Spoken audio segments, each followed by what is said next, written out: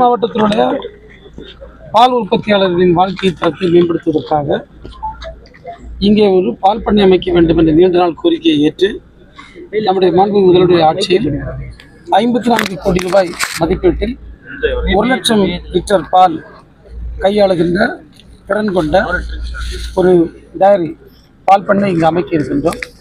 அந்த பணிகள் வேகமாக நடைபெற்று வருகிறது. இன்னும் 2 மாதங்களில் அந்த பணி முடிவடைந்து மாண்புமிகு முதல்வருடைய திருக்கரத்தால் அது திறந்து வைக்கப்படும். இன்னைக்கு 33 லட்சம் 18,000 மாவட்டத்துல ஆவின் பால் ஏற்கனவே எடுத்திருக்காங்க. அது நிறைய பால் கடை பூட்டி இருக்குது. அது கேட்டா வழக்குல இருக்கு அப்படின்னு சொல்லிட்டு இருக்காங்க. அந்த கடையை மற்ற ஆளுக்கும் எடுத்து நடத்த முடியல. நீங்க மற்ற ஆள் நடத்த முடியாதுன்னு சொல்லி தப்பு. இப்ப நாங்க யார் வேணும் என்றாலும் ஒரு குறிப்பிட்ட தொலைவு இடைவெளி விட்டு ஆவின் பார்லர்ஸ் வைக்கிறதுக்கு நாங்கள் பர்மிஷன் கொடுத்து தயாராக இருக்கோம்.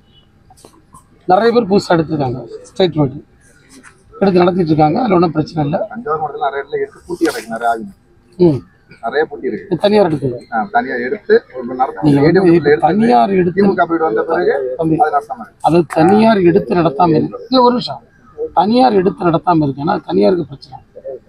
நீங்கள் நாங்கள் புதுசாக நிறைய கொடுப்போம். நீங்கள் ஆவின் மட்டும் இல்லை, எந்த ஒரு பிஸ்னஸும் சில ஆட்கள் இடையில போட்டுரும். அப்படி போட்டிருக்கமா இருக்கோம்.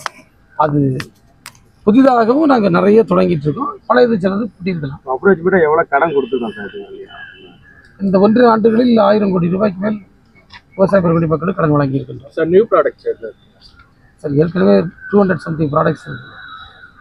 மார்க்கெட்டில் எப்பப்போ என்ன ப்ராடக்ட்ஸுக்கு தேவை இருக்கோ அதுக்கேற்ற ப்ராடக்ட்ஸ் பால் கூட்டுறவு சங்கங்கள் எது புதுசாக நிறைய பண்ணிட்டு இருக்கோம். புதுசாக ஒவ்வொரு மாவட்டத்திலும் இப்போது எந்தெந்த கிராமங்களில் இன்னும் பால் கூட்டுறவு சங்கங்கள் இல்லையோ அங்கே சங்கங்களை ஆரம்பிப்பதற்கான உத்தரவு பிறப்பிக்கப்பட்டு முழு வீச்சில் அந்த பணிகள் நடைபெற்று